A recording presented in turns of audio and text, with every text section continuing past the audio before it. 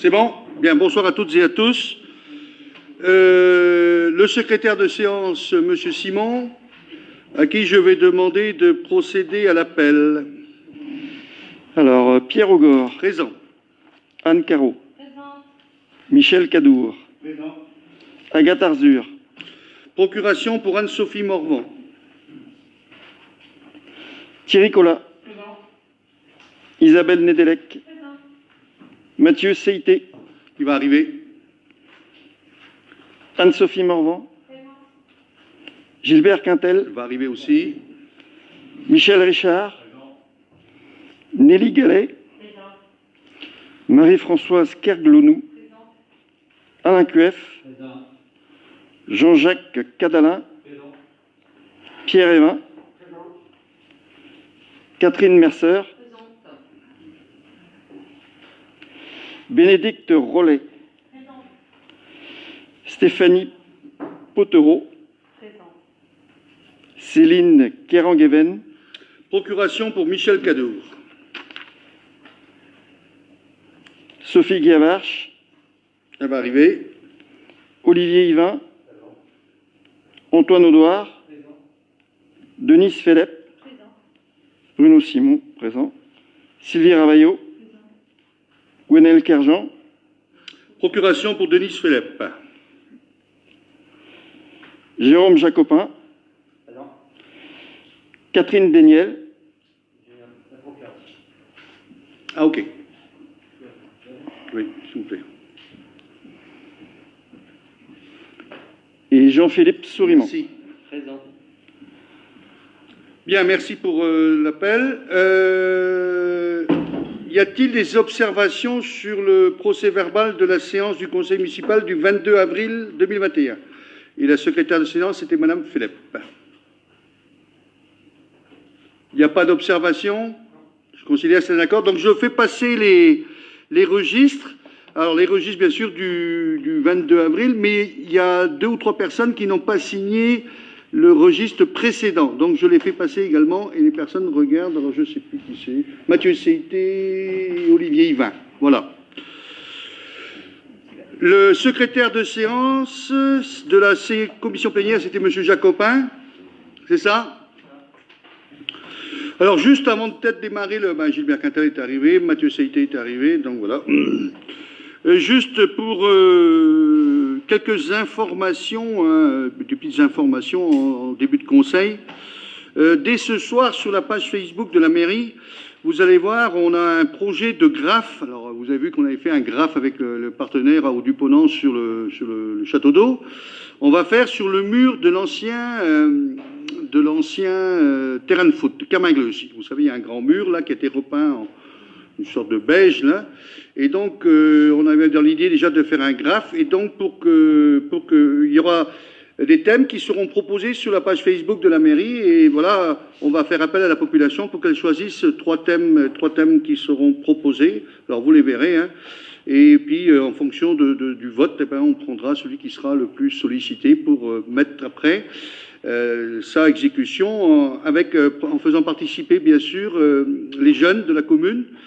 Et il y aura des animations courant début juillet, enfin vers le 10-11 juillet, avec des graffeurs, pour apprendre aussi aux jeunes à participer. Et donc, ce mur-là, ben, on va le décorer pour donner un peu de couleur dans la commune. Voilà ce que je voulais dire aussi. Alors, le festival Astropolis, puisque les choses reprennent, vous voyez, on a eu le marché animé tout à l'heure. Il y avait le fourgon Climat Déclic qui était là aussi. Il y a eu un peu de monde qui ont passé Nous avons fait une petite conférence de presse avec Anne-Sophie, Glenn Tissot et puis avec, bien sûr, Énergence. Donc, il y a un marché animé, donc les choses reprennent. Et je voulais vous dire que le festival Astropolis aura bien lieu cette année. Comme il y a une jauge restreinte et en accord avec la sous-préfecture, ça aura lieu le 9 juillet, le 10 juillet, en 4 séances, et le 16 et 17 juillet. Je n'ai pas voulu à ce qu'il y ait, pendant la période du 14 juillet, puisqu'il y aura sans doute des animations sur la côte, des feux d'artifice, je l'espère. Et donc, on n'a pas voulu un peu que les choses, et puis la demande aussi de la gendarmerie qui va être sollicitée par ailleurs, donc pour ne pas, je dirais, les suroccuper dans ces festivals. Donc un festival jauge restreinte, Et moi, j'ai autorisé pour qu'ils fassent 4 jours, mais bon, voilà, c'est 4 jours à 1000 personnes. Donc, au lieu de faire 10 ou 15 000, ils vont le faire.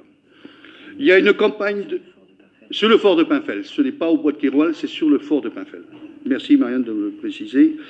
Et autrement, j'annonce aussi, puisque on a été sollicité par l'ARS, puisque bon, on a encore les masques, mais il y a quand même quelques petits dérapages dans certains clubs sportifs au niveau du secteur de Brestois. Donc, on fait une campagne de dépistage le 16 juin à l'entrée du complexe Ballard, de 14h à 16h30, donc pour faire des dépistages donc, de la Covid. Voilà. 18h30. 14h, 18h30. Voilà. J'ai dit 16h, excusez-moi. Donc, j'incite bien sûr tout le monde, et puis notamment les jeunes, à se déplacer pour faire ce dépistage. Voilà ce que je voulais dire en début de conseil. Donc, je propose qu'on attaque tout de suite le premier point de l'ordre du jour. Alors, le premier point de l'ordre du jour, je le présente, puisque dans le cadre de la construction de la piste d'athlétisme, il y a eu un conflit entre la société Agilis, qui est titulaire du lot numéro 1, terrassement, VRD, aménagement sportif et paysager, et la société Revêt Sport Assistance, autrement dit RSA, parce que c'est comme ça qu'on l'appelle, son sous-traitant. En fait, c'est un problème qui n'a rien à voir avec nous. Aujourd'hui, le sol est parfaitement fait, mais il y a eu un conflit entre ces deux entreprises, puisque le sous-traitant n'a pas fait bien les choses au tout début. Donc nous, on n'a pas accepté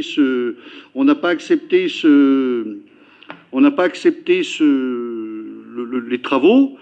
Et d'ailleurs, le maître d'œuvre qui nous assiste dans ce projet n'avait pas accepté non plus. Et donc, ça a été, la société RSA a été obligée de le refaire. Sauf que, voilà, quand RSA a demandé d'être payé par la société Agilis, qui, elle, avait pallié au problème, ne voulait plus payer son sous-traitant. Mais la loi nous oblige à payer le sous-traitant. Sauf que nous, on ne peut pas payer le sous-traitant si on n'a pas l'accord du co-traitant qui était titulaire du marché. Alors c'est le chat qui se mord la queue, et en fait, la société RSA a décidé de nous envoyer au tribunal pour non-paiement de la facture. Mais nous, on ne peut pas les payer directement puisqu'ils sont sous-traitants. Donc voilà. On a été obligé donc de se faire aider par un avocat. Donc c'est pour ça qu'il vous est demandé aujourd'hui d'autoriser le maire à faire une requête en défense introduite par le tribunal administratif de Rennes et de donner cet effet à moi-même pour agir dans cette affaire et tous les stades de la procédure. Donc on a désigné Maître Santos Pires, avocate associée au cabinet Martin Avocat, 8 boulevard de la Tour d'Auvergne à Rennes, qui est une spécialiste justement de ces conflits-là, parce qu'on n'en a pas beaucoup de gens qui sont spécialisés dans les conflits sur les marchés publics. Et donc cette personne-là nous assiste dans cette procédure.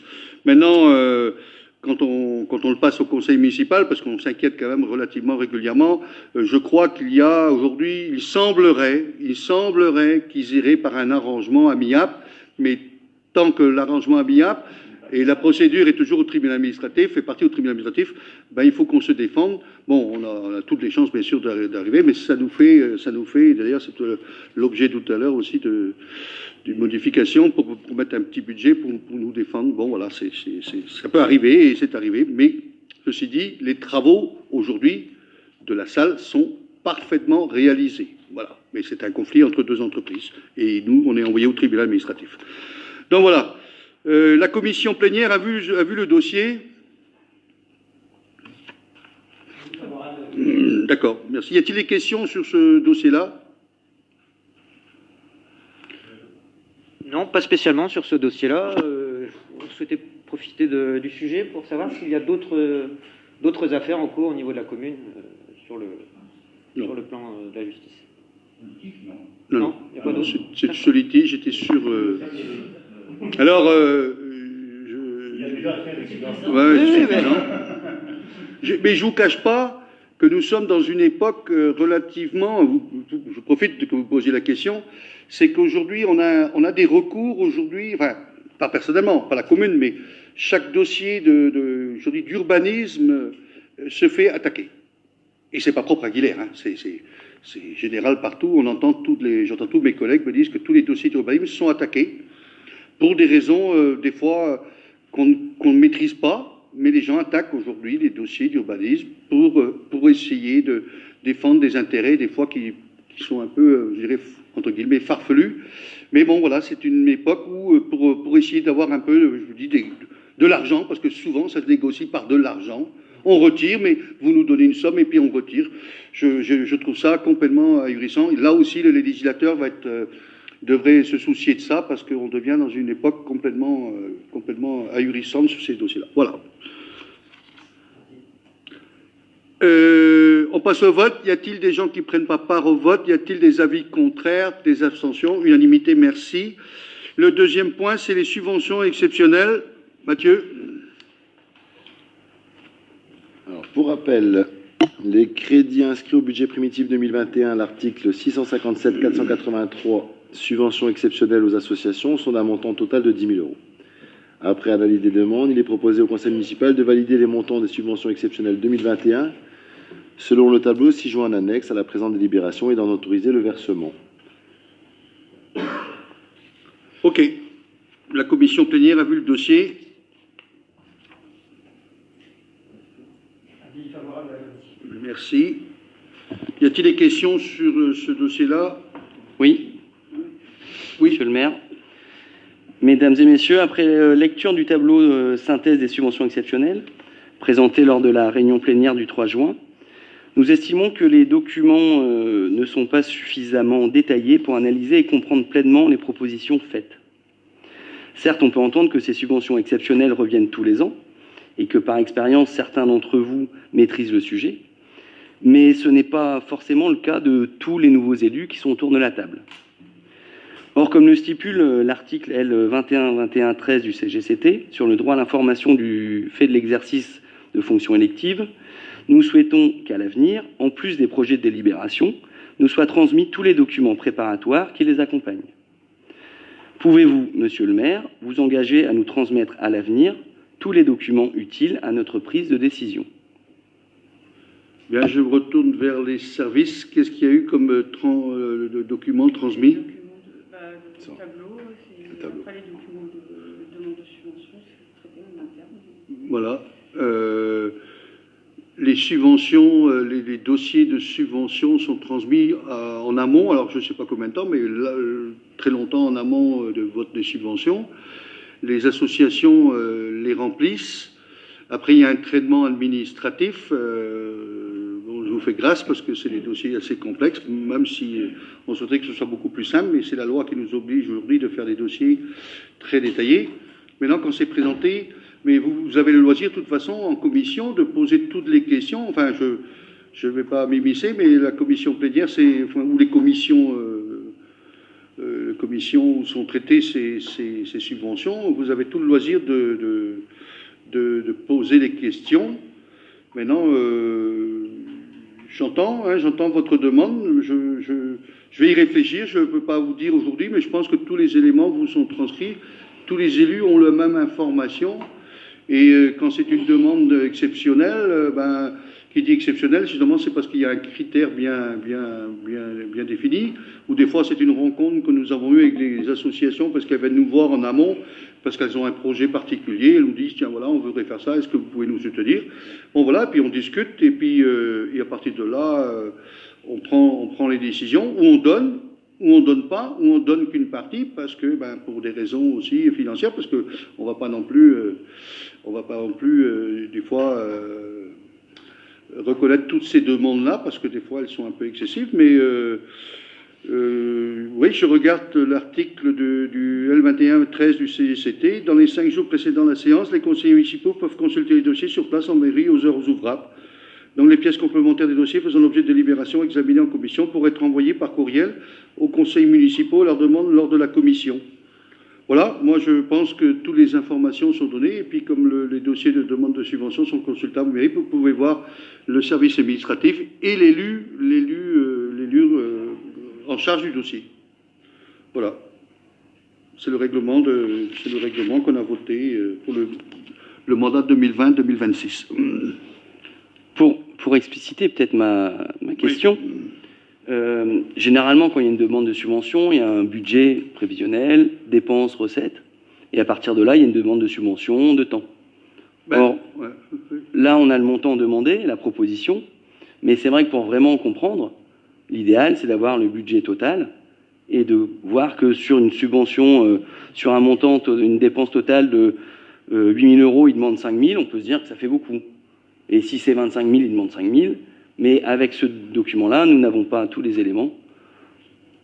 Ben, on met un budget par rapport à une demande oui. qu'on estime au début d'année. Quand on Non, fait un budget, vous ça savez... j'ai compris. J'ai compris que le budget ne peut pas... c'est pas ça que je dis.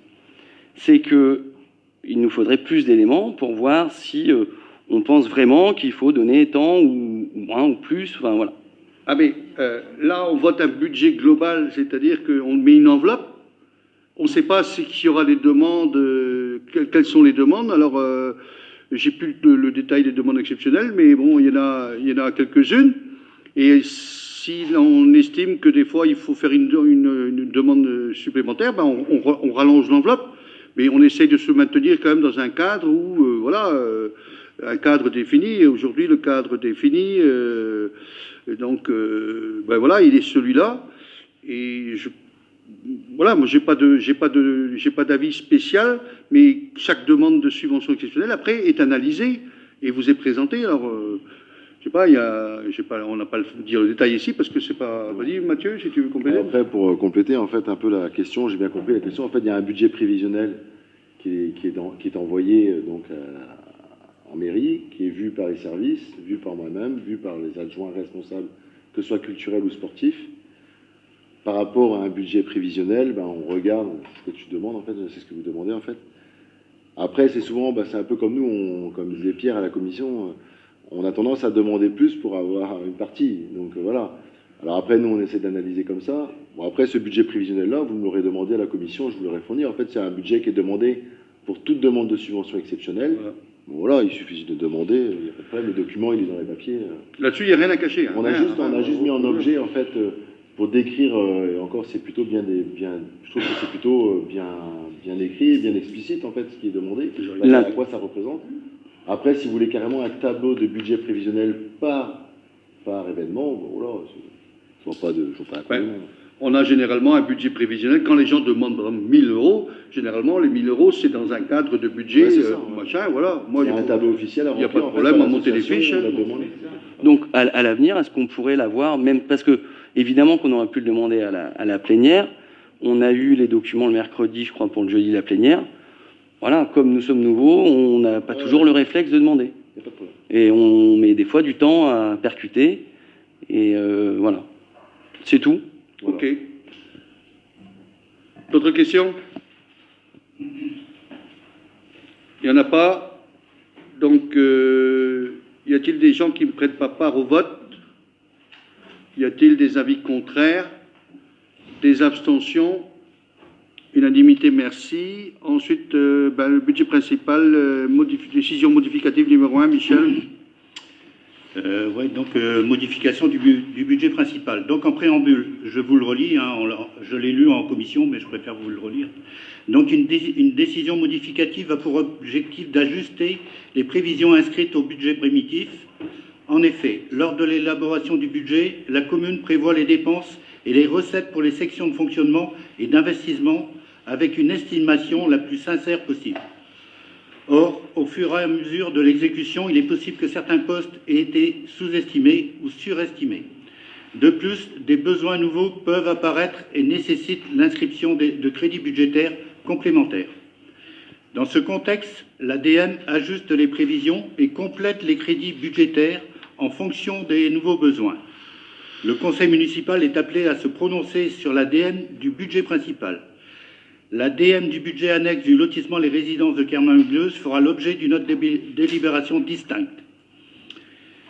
Lors de la séance du 18 février 2021, le conseil municipal a adopté le budget primitif pour un montant total en dépenses et en recettes de 10 241 942 € et 28 centimes au titre du seul budget principal.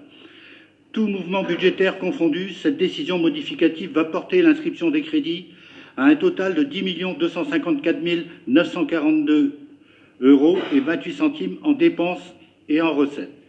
Les mouvements de crédit du budget principal sont détaillés ci-après. La section de fonctionnement, cette décision modificative s'équilibre en dépenses et en recettes de fonctionnement à la somme de 13 000 euros. Après décision modificative, le total de la section de fonctionnement s'élève à 6 680 835 euros 94 centimes. Les dépenses de fonctionnement sont proposées en augmentation de 13 000 euros. Chapitre 11. Charges à caractère général. Plus 7 000 euros à l'article 6227, frais d'actes et de contentieux, afin de financer les frais d'avocat liés à un contentieux avec une entreprise dans le cadre de la construction de la piste d'athlétisme. Chapitre 65. Autres charges de gestion courante. Plus 6 000 euros à l'article 6521, déficit des budgets annexes à caractère administratif afin de financer les révisions de prix des marchés de travaux liés aux finitions du lotissement Les Résidences de Kermingleuse. Celle-ci étant plus élevée que prévu. Les recettes de fonctionnement sont proposées en augmentation de 13 000 euros. Donc, au chapitre 74, dotation et participation, plus 13 000 euros. À l'article 7411, dotation forfaitaire. Le montant prévisionnel de la dotation forfaitaire étant supérieur à celui inscrit au budget primitif. La section d'investissement n'est pas affectée par la présente décision modificative. Synthèse de la décision modificative numéro 1. Donc là, vous avez les tableaux qui sont sur l'écran, là, et sur le tableau plutôt. Donc vous avez tout le détail, donc les 7 000 euros, les 6 000 en dépenses et en recettes les 13 000. Donc il est proposé au Conseil municipal d'approuver la décision modificative numéro 1 au budget principal 2021 tel que mentionné ci-dessus. De prendre acte que cette décision modificative porte la section de fonctionnement à 6 680 835 euros 94 centimes. Que la section d'investissement se maintient à 3 574 106 euros et 34 centimes et que le budget principal 2021, toutes sections confondues, se porte à 10 254 942 euros et 28 centimes en dépenses et en recettes. Donc il est demandé d'autoriser le maire ou l'élu délégué à signer toute pièce à intervenir. Merci. La commission plénière a vu le dossier. D'accord. Y a-t-il des questions? Oui. Est-ce que vous pensez que, comme vous n'y êtes pour rien dans ce dossier, peut-être les frais d'avocat seront remboursés à terme, non? Peut-être? Non. Vas-y, Michel. Déjà, on ne sait pas si on va les engager, parce que M. le maire a précisé tout à l'heure qu'il allait peut-être avoir un accord à l'amiable entre les deux sociétés. Donc, pour l'instant, on ne sait pas si on va les engager. C'est du prévisionnel. Ok, d'accord. Mais bon, je crois qu'il ne faut pas rêver. Si on engage les procédures, l'avocat, ça sera pour notre... Bon, désolé, mais voilà, le budget devra assumer le coût. Et puis un avocat, c'est pas pour rien. Mais bon, j'ai toujours préféré l'arrangement amiable, et Dieu sait si on a passé des heures, avec Michel Cadour, avec la directrice, on a passé avec le directeur des finances, on a passé des heures à essayer de trouver des solutions amiables, mais malheureusement, à un moment, quand il n'y a plus de position, ben voilà. On est obligé d'engager un avocat, mais je répète, nous sommes aujourd'hui peut-être dans une solution qui pourrait nous éviter de faire la dépense. Mais on reviendra devant vous pour vous dire les évolutions de ce dossier-là. Autre question? Il n'y en a pas. Je passe au vote. Y a-t-il des gens qui ne prennent pas part au vote? Y a-t-il des avis contraires, des abstentions? Unanimité, merci. Point suivant, toujours Michel. Les résidences de Kermingleuse. Donc là, je vous fais grâce du préambule. C'est le même? Ouais, c'est le même. Décision modificative du budget annexe lotissement Les Résidences de Kermingleuse. Lors de la séance du 18 février 2021, le Conseil municipal a adopté le budget primitif du lotissement Les Résidences de Kermingleuse pour un montant total en dépenses et en recettes de 108 802 euros et 37 centimes. Tout mouvement budgétaire confondu, cette décision modificative va porter l'inscription des crédits à un total de 114 802 euros et 37 centimes en dépenses et en recettes. Les mouvements de crédit de ce budget annexe sont détaillés ci-après. Cette décision modificative s'équilibre en dépenses et en recettes de fonctionnement à la somme de 6 000 euros. Après décision modificative, le total de la section de fonctionnement s'élève à 114 802 euros et 37 centimes. Les dépenses de fonctionnement sont proposées en augmentation de 6 000 euros. Chapitre 11. Charges à caractère général, plus 6 000 euros à l'article 605. Achats matériels, équipements et travaux afin de financer les révisions de prix des marchés passés avec les entreprises chargées de réaliser les travaux de finition du lotissement, celles-ci étant plus élevées que prévu. Les recettes de fonctionnement sont proposées en augmentation de 6 000 euros. Le chapitre 75, autres produits de gestion courante, plus 6 000 euros à l'article 7 552. Prise en charge du déficit du budget annexe à caractère administratif par le budget principal. La section d'investissement, aucune modification n'est apportée à cette section qui reste à zéro en dépenses et en recettes. Donc vous l'avez sur le tableau qui est affiché là. Donc il est proposé au Conseil municipal d'approuver la décision modificative numéro 1 au budget annexe 2021 du lotissement Les Résidences de Kermingleuse, telle que mentionnée ci-dessus. De prendre acte que cette décision modificative porte la section de fonctionnement à 114 802,37 euros, que la section d'investissement ne contient aucun crédit et que ce budget annexe 2021 se porte donc à 114 802,37 euros en dépenses et en recettes. Il est donc demandé d'autoriser monsieur le maire ou l'élu délégué à signer toute pièce à intervenir. Merci. La commission plénière a vu le dossier. D'accord. Y a-t-il des questions? Il n'y en a pas. Je soumets au vote. Y a-t-il des gens qui ne prennent pas part au vote? Y a-t-il des avis contraires, des abstentions? Unanimité, merci. La taxe locale sur la publicité extérieure. Donc la loi 2008-776 de modernisation de l'économie a instauré la taxe locale sur la publicité extérieure, la TLPE, comme on l'appelle. Assise sur la superficie exploitée, hors encadrement. Ça concerne tous les dispositifs publicitaires et de préenseigne, supports numériques et non numériques, et les enseignes visibles de toutes les voies ouvertes à la circulation publique. Donc, par la délibération du Conseil municipal du 21 juin 2010, instaurant cette TLPE, la ville de Guilherme a mis en application la taxe en compter du 1er janvier 2011 sur son territoire. La loi utilise le terme des tarifs maximaux pour désigner les tarifs de droit commun, c'est-à-dire les tarifs de référence applicables en l'absence de délibération contraire. Celles-ci dépendent de la population de la commune et de l'EPCI ainsi que de la nature du support publicitaire. Les tarifs maximums de la base de la TLPE sont relevés chaque année dans une proportion égale au taux de croissance de l'indice des prix à la consommation hors tabac de la plénutième année. Pour 2020, ce taux de variation est de 0%. Pour la commune de Guilherme, le montant maximal de la base de la TLPE s'élève pour 2020 à 21,40 €.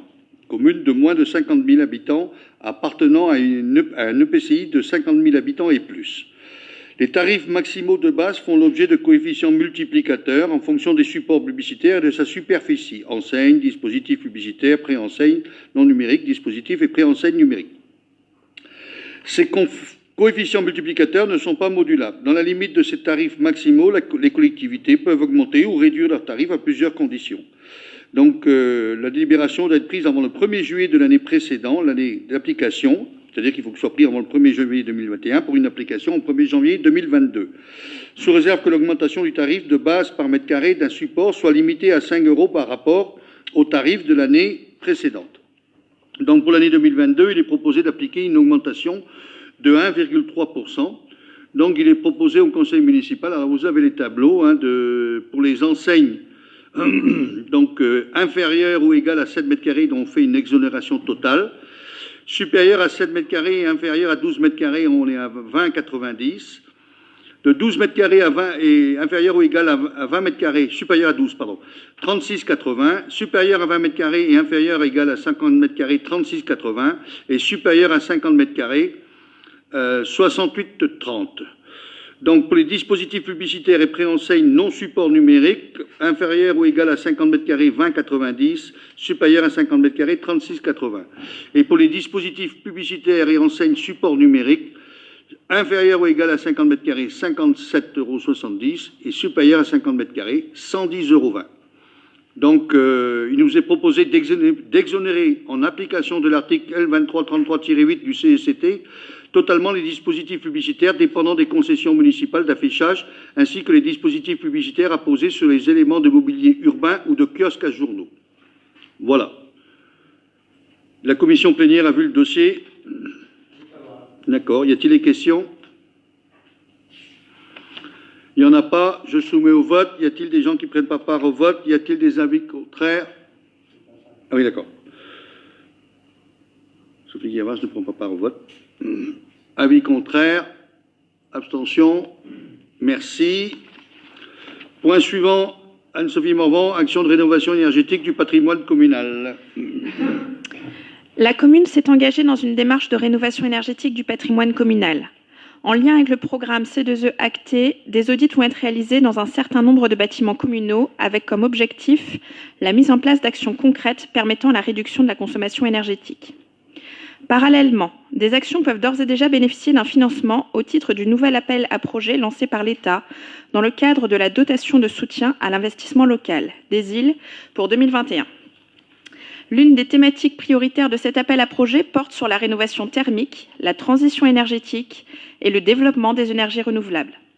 Sur le volet transition énergétique, les dépenses éligibles à la DESIL peuvent porter sur des actions dites à gain rapide, présentant un fort retour sur investissement, ou sur des actions de rénovation immobilière plus lourdes, combinant plusieurs types de travaux. Il est proposé au conseil municipal de formuler une demande de subvention pour les actions de transition énergétique à gain rapide suivantes. Remplacement du système de chauffage de l'église. Actuellement, l'église est chauffée par un générateur d'air chaud pulsé fonctionnant au fioul. Ce système de chauffage est vétuste, de faible rendement et inadapté à un bâtiment d'une telle hauteur. La solution préconisée par le bureau d'études ATIS et confirmée par Énergence dans le cadre du Conseil en énergie partagée est celle du chauffage par lustre à panneaux rayonnants électriques, rayonnement infrarouge. Ce système reproduit le mode de chauffage naturel exercé par le soleil. Il permet de chauffer des surfaces et non des volumes. La sensation de chaleur perçue par le public est quasi immédiate. Cette solution convient particulièrement aux locaux à occupation discontinue et de grande hauteur tels qu'une église. Plus réactif et moins énergivore, ce système de chauffage permet également de réduire de manière importante l'émission de gaz à effet de serre. Le coût de ces travaux est estimé à 37 500 € hors taxes. Remplacement de l'éclairage de la salle de tennis par du LED. La salle de tennis du complexe sportif Louis Ballard est éclairée par des luminaires d'ancienne génération très énergivores. La solution préconisée par le conseiller en énergie partagée d'Énergence est de remplacer cette installation vétuste et disposant d'un rendement médiocre par des luminaires LED.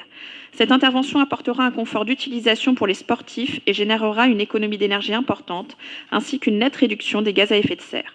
Le coût de ces travaux est estimé à 38 300 € hors taxes. Remplacement de l'éclairage du parking de l'Agora par du LED. Le parking de l'Agora est éclairé par des lampadaires fonctionnant avec des ampoules d'ancienne génération énergivores et peu efficaces. Le remplacement des 8 points d'éclairage existants par du LED permettrait de gagner en confort d'utilisation et de réaliser d'importantes économies d'énergie. Le coût de ces travaux est estimé à 6 500 € hors taxes. Le coût total de ces 3 actions de rénovation énergétique est estimé à 82 300 € hors taxes. Le planning prévisionnel de ces travaux est le suivant. Démarrage des travaux début septembre 2021, fin des travaux fin octobre 2021.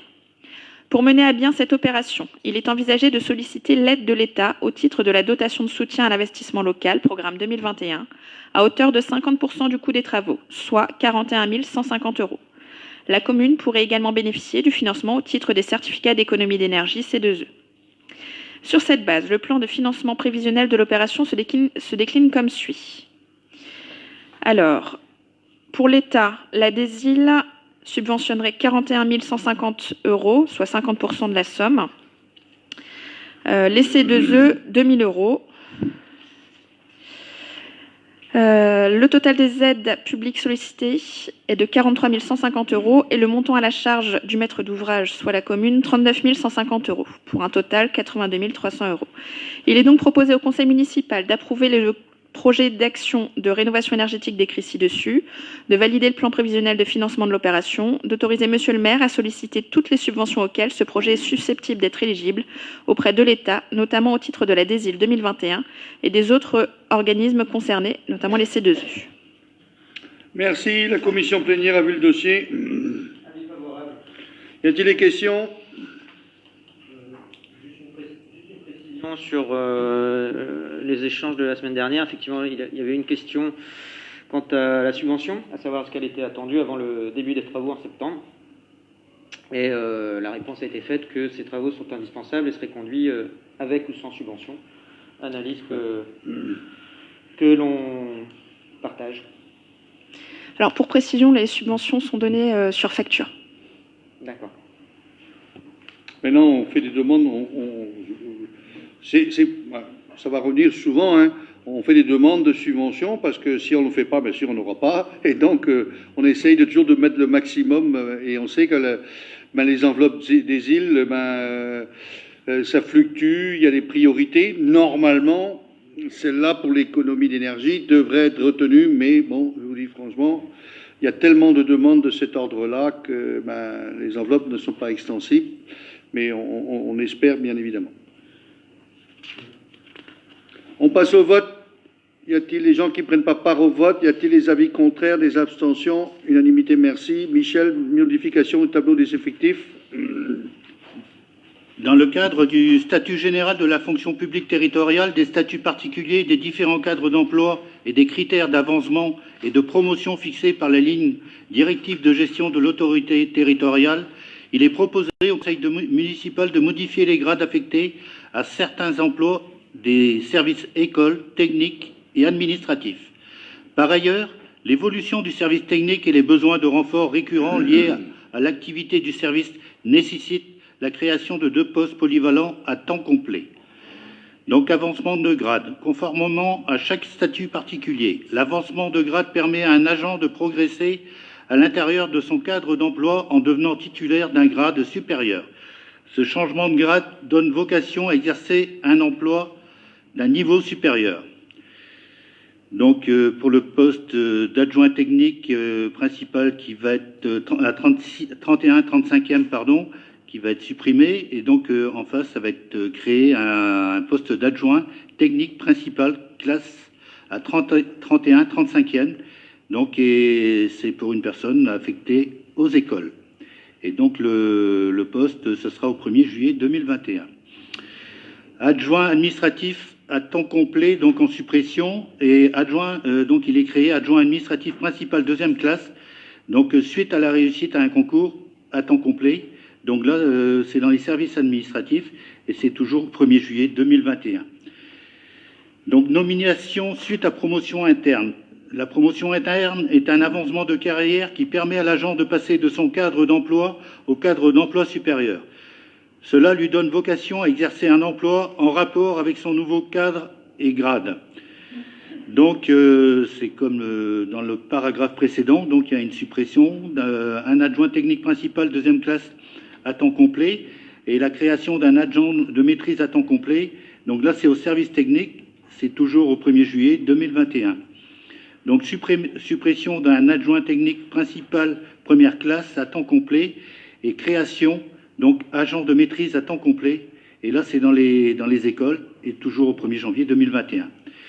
Donc après, il y a des créations de postes au service technique. Donc création de grade, adjoint technique ou adjoint principal 2e classe à temps complet, donc je vous l'ai dit, au service technique, et là ce sera au 1er septembre 2021.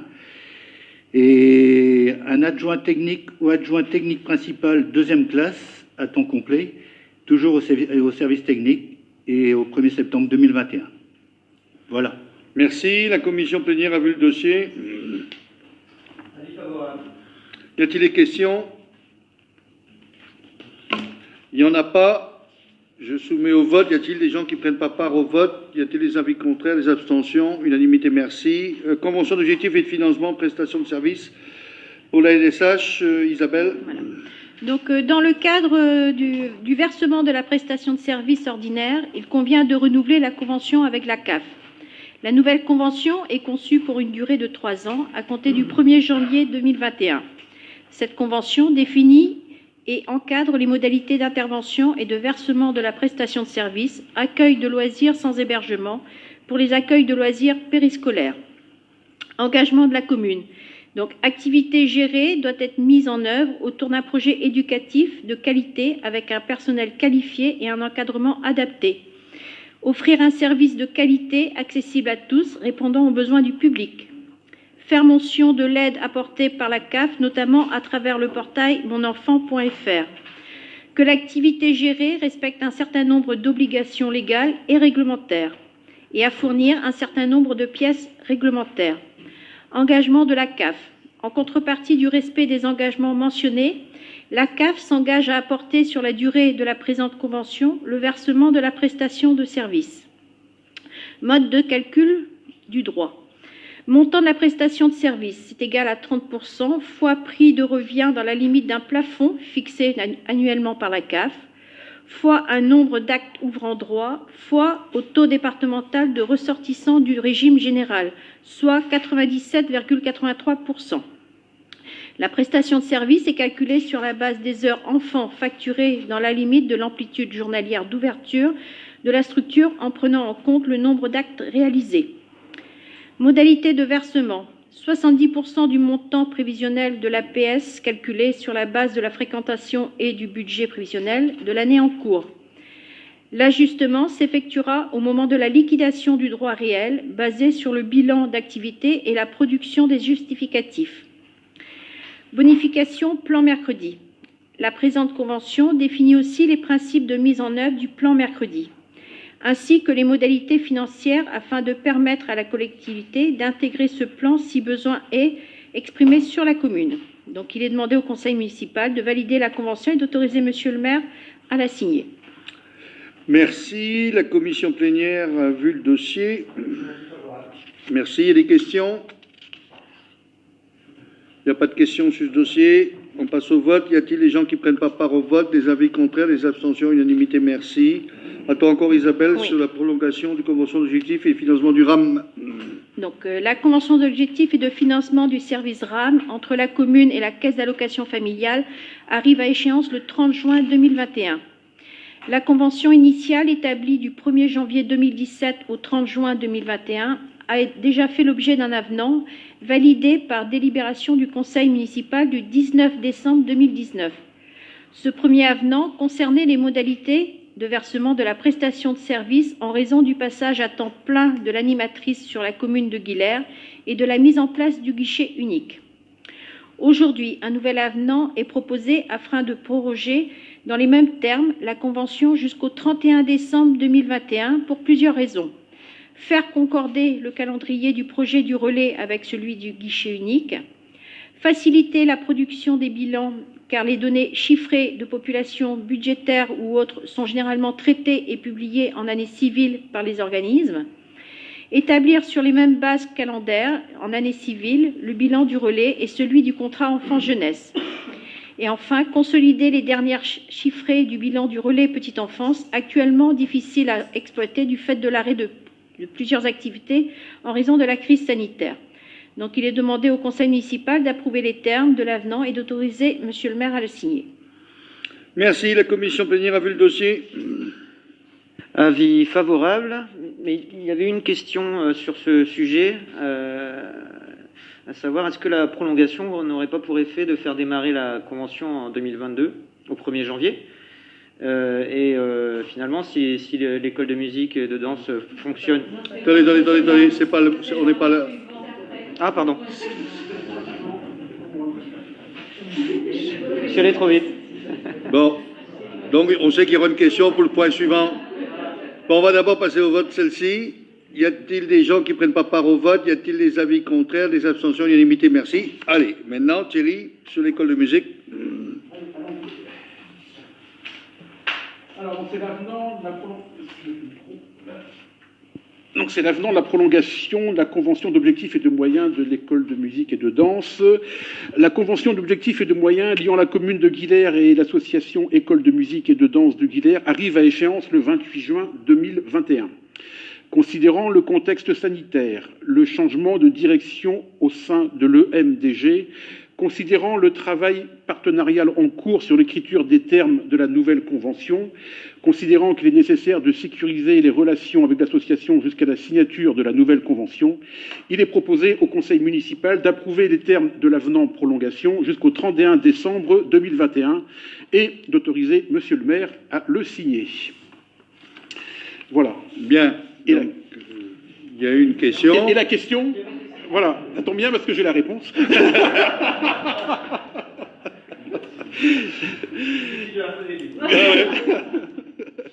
Alors, pour rappel, cela n'a jamais posé de problème. C'est pas la première fois qu'on proroge un peu les conventions. Les termes de la convention prévoient dans tous les cas la sécurisation financière de la structure par le versement, éventuellement, le cas échéant, d'une avance de la subvention. Voilà, quoi qu'il arrive, ils ne seront pas mis en difficulté financière. Il y aura le temps de rédiger correctement et qu'on se mette tous en accord, que l'école de musique et la municipalité se mettent d'accord sur la rédaction de cette convention on a encore 6 mois devant nous maintenant. Ouais. Voilà. Oui, en plus, il y a le fait aussi qu'il y a beaucoup de choses, comme je vous expliquais, le changement de direction, conseil d'administration, tout ça. Il y a beaucoup de choses qui se mettent en place chez eux aussi. Autre question? Il n'y en a pas. Je soumets au vote. Y a-t-il des gens qui ne prennent pas part au vote? Des avis contraires? Des abstentions? Unanimité. Prochain conseil, le 8 juillet, c'est ça? Le 8 juillet. Non, la commission a lieu le... Voilà. Y a-t-il des questions diverses?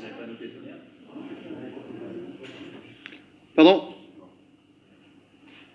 Ah non, je...